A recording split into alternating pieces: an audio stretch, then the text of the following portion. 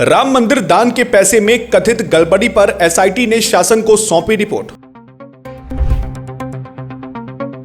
Audit firm ने साल 2020 में ही दान के कुप्रबंधन को लेकर चिताया था। एसआईटी ने गड़बड़ी के जिम्मेदार लोगों को हटाने और एफआईआर दर्ज करने की सिफारिश की। क्या अयोध्या के राम मंदिर में चढ़ावे के कुप्रबंधन और दान के पैसों में कथित हेराफेरी को 6 साल पहले ही रोका जा सकता था?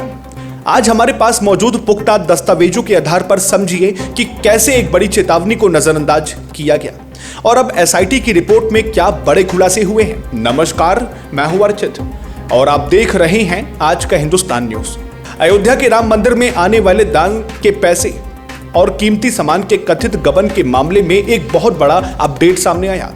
इस पूरे मामले की जांच कर रही 3 सदस्यीय स्पेशल इन्वेस्टिगेशन टीम यानी एसआईटी ने अपनी शुरुआती रिपोर्ट मुख्यमंत्री के अतिरिक्त मुख्य सचिव को सौंप दी है। हालांकि इस रिपोर्ट को अभी गोपनीय रखा गया है, लेकिन सूत्रों के हवाले से जो इनसाइड स्टोरी सामने आ रही है वो व्यवस्था पर कई गंभीर सवाल खड़े करती है। हमारे पास मौजूदा पुख्ता जानकारी के मुताबिक एसआईटी की इस शुरुआती रिपोर्ट में दान के पैसे और कीमती सामान के रखरखाव, उनकी गिनती और उसे संभालने की प्रक्रिया में भारी लापरवाही और अपर्याप्त निगरानी का जिक्र किया गया है। रिपोर्ट में उन लोगों के नामों को भी चिन्हित किया गया है जो दान की गिनती करने, उसे बैंक ले जाने और सीसीटीवी फुटेज की देखरेख के लिए जिम्मेदार थे। इस मामले में अभी तक कोई एफआईआर दर्ज नहीं हुई है, इसलिए एसआईटी ने अपनी रिपोर्ट में साफ तौर पर सुझाव दिया है कि जिम्मेदार लोगों के खिलाफ तुरंत एफआईआर दर्ज कराई जाए ताकि कानूनी प्रक्रिया के तहत जांच आगे बढ़ सके। इसके साथ ही एसआईटी ने दान की गिनती और बैंकिंग प्रक्रिया में पहले शामिल रहे सभी लोगों को तुरंत प्रभाव से हटाने का निर्देश भी दिया। मुख्यमंत्री योगी आदित्यनाथ ने खुद इस मामले पर कड़ी कार्रवाई के लिए ये शुरुआती रिपोर्ट मांगी थी और आने वाले 15 दिनों में इसकी अंतिम रिपोर्ट भी सौंप दी जाएगी। लेकिन दोस्तों, इस पूरे विवाद का सबसे चौंकाने वाला पहलू यह है कि इस कथित कुप्रबंधन की चेतावनी आज से 6 साल पहले ही दे दी गई थी। साल 2020 में जब सुप्रीम कोर्ट के फैसले के बाद श्री राम जन्मभूमि तीर्थ क्षेत्र ट्रस्ट का गठन हुआ था, तो उसी साल नवंबर में एक प्राइवेट ऑडिट फर्म को इंटरनल ऑडिट और रिस्क मैनेजमेंट की समीक्षा सौंपी गई थी। उस ऑडिट फर्म ने साफ शब्दों में अपनी रिपोर्ट में लिखा था कि मंदिर में आने वाले दान का कोई व्यवस्थित रिकॉर्ड नहीं रखा जा रहा। ट्रांजैक्शन और डाटा एंट्री की प्रक्रिया में जांच की कोई सेकंड या थर्ड लेवल की व्यवस्था नहीं थी और पूरा सिस्टम काफी हद तक गैर पेशेवर तरीके से चल रहा था।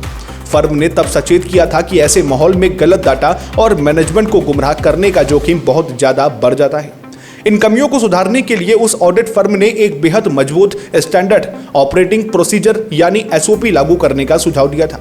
उनका कहना था कि हर ट्रांजैक्शन का स्पष्ट रिकॉर्ड हो, गहनों और कीमती सामानों के लिए अलग से स्टॉक रजिस्टर बने और इसके लिए बाकायदा योग्य और प्रशिक्षित स्टाफ नियुक्त किया जाए। लेकिन हैरानी की बात यह है कि 6 साल बीत जाने के बाद भी उस एसओपी को लागू नहीं किया गया।